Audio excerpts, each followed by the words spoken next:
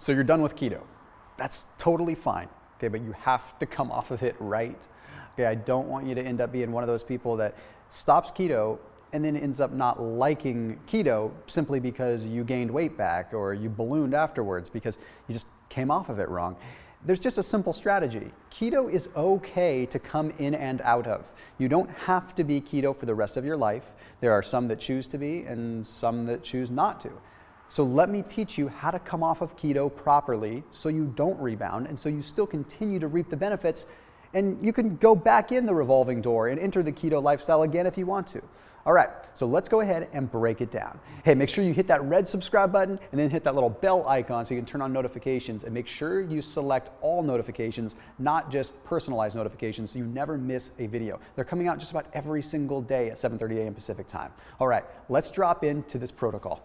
The first most important thing that you have to know here is that when you come off of keto, you have to reduce your fat intake dramatically.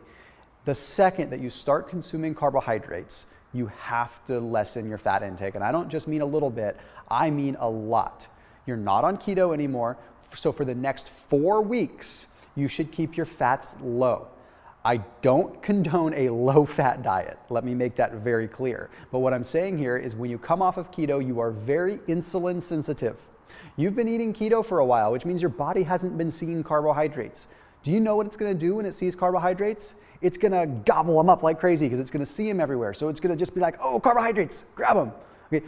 I don't want that to happen when fat is in the equation too. Here's what happens. You spike your insulin because you ate carbohydrates, but you're still in the habit of eating fats. So you spiked your insulin and you ate fats. Well, guess what? The carbohydrates go into storage and so does the fat that you just ate.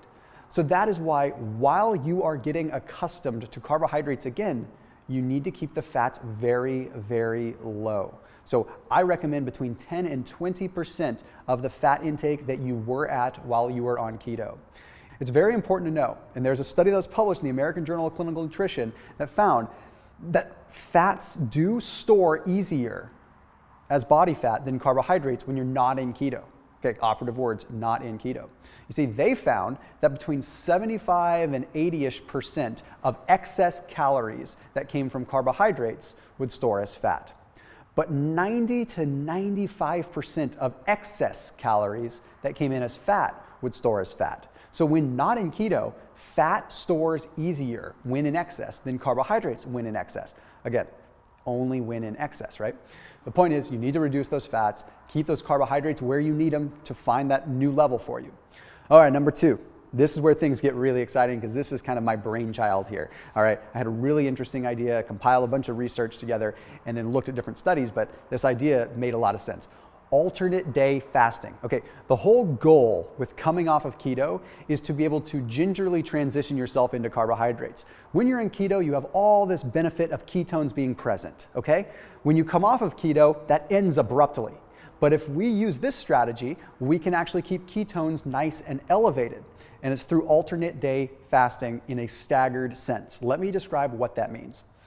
All right, so day 1, coming off of keto, you're going to go ahead and fast for 22 hours. Then the next day, you're gonna eat as normal, non-fasting. Then the next day, you're gonna drop it down to a 20-hour fast. And then the next day, you'll eat as normal. Then the next day, you'll drop to an 18-hour fast. And the next day, eat as normal. Then a 16-hour fast, then eat as normal. 14-hour fast, then eat as normal, and then a 12-hour fast, and then go ahead and start your normal diet. So it's called a staggering alternate day fasting. And the reason that I'm having you do it is because as you come off of keto, you can capitalize on the intermittent fasting, the alternate longer fasting days, to still keep your ketones elevated to offset some of the negative impact of the carbohydrates. And then you're sort of weaning yourself off of ketones via the fasting. It makes so much sense.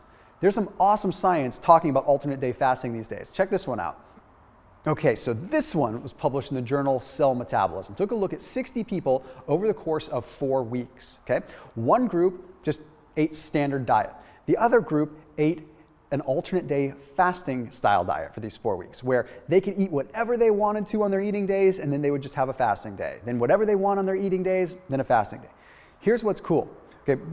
The one group that was doing the alternate day fasting lost 7.7 pounds in 4 weeks.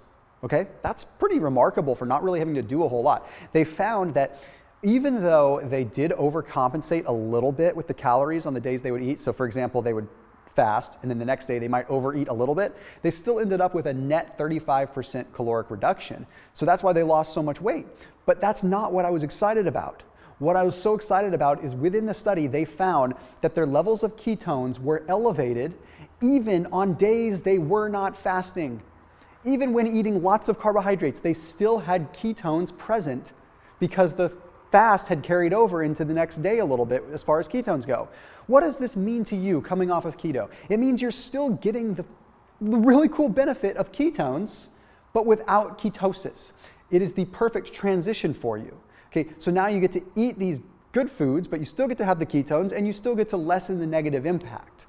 It's worth noting that if you're looking for foods to eat with intermittent fasting and with coming off of keto and stuff like that, I did put a link down below for Thrive Market. Okay, so Thrive Market, I've been able to create grocery bundles. Okay, so that means I've got keto bundles, fasting bundles, hormone optimization bundles, metabolism bundles, all grocery bundles with foods that I choose from Thrive Market. So Thrive Market is a membership-based online grocery store where you get things delivered right to your doorstep rather than having to go to the grocery store. So it ends up being a lot cheaper than the grocery store, but they're also a huge help to my subscribers and to my viewers because I have an opportunity to put a plan into action for people. People can actually get foods I talk about. So I highly recommend you check them out if you're coming off of keto and you're wanting to practice some of this stuff and get the right foods.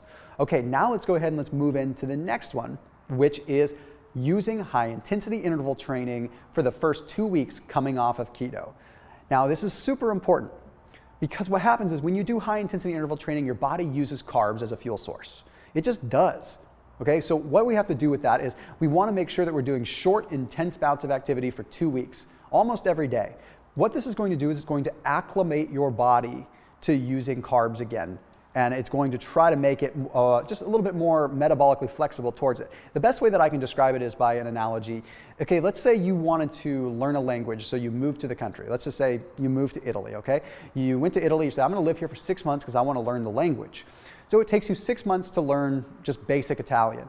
Well, what if you had the ability to go to Italy and press a fast forward button where you did everything you did in 6 months in 1 month? That's what we're doing here. Except instead of a language, we're getting the cells acclimated to carbohydrates. We're revving things up, we're moving faster, the cells are having no choice but to get acclimated at a high rate of speed to carbohydrates. It's consolidating that carbohydrate adaptation, if you want to call it that. You've spent months or years being keto adapted, now you have to reverse that and get a little bit more carb adapted again. It's no big deal. There was also a study that was published in the Journal of Applied Physiology, Nutrition, and Metabolism that found that high intensity interval training increased the metabolic flexibility for carbohydrate consumption or utilization and for fat utilization, even when the cardio or the activity wasn't going on. Basically, it ended up making it so the body could use carbohydrates more efficiently and better, even not during a workout. Okay, the fourth thing I need you to pay attention to is a strict no snacking policy. This should carry over forever, to be honest. I think snacking is really what messes us up. But it all comes down to the fact that while you're transitioning off of keto, you're going to be insulin sensitive. So every time you eat something, you spike your insulin, which means you turn off fat burning. The second that a peanut goes in your mouth, it turns off fat burning until that is metabolized. Okay, it's just any little thing that goes in your mouth, it spikes your insulin. If you're insulin sensitive because you're coming off of keto, that is magnified even more. So keep the gaps between your meals strict and regimented, and only thing that you're consuming between those meals is water or diet beverages or whatever it's going to be, but no food, nothing that elicits an insulin response. Okay, so the next one that I need you to pay attention to is going to be eating low glycemic carbohydrates, which kind of goes without saying, that's healthy carbs versus sugary carbs. Okay, duh. All right, but what about resistant starches? Well, resistant starches are sort of a hack. And normally I don't like to implement resistant starches because it's kind of complicated, but it's a way for you to be able to consume carbohydrates at a larger degree without having the negative impact of too much blood sugar. So a resistant starch is, for example, when you take like a potato and you bake it, and then you refrigerate it and you reheat it. What that does is it changes the molecular structure into what is called a resistant starch. The body actually doesn't know how to break those starches down. So reheated pasta, reheated potatoes, reheated sweet potatoes, reheated root veggies, if they've been cooked, cooled, and then reheated, they become resistant. It doesn't mean you can eat a bunch of them, but it does mean that the body has a tougher time absorbing the glucose from them. The reason I mention this is if you need filler material because you started to eat carbs, so now the carb cravings are coming in, it's gonna happen, it's great filler material.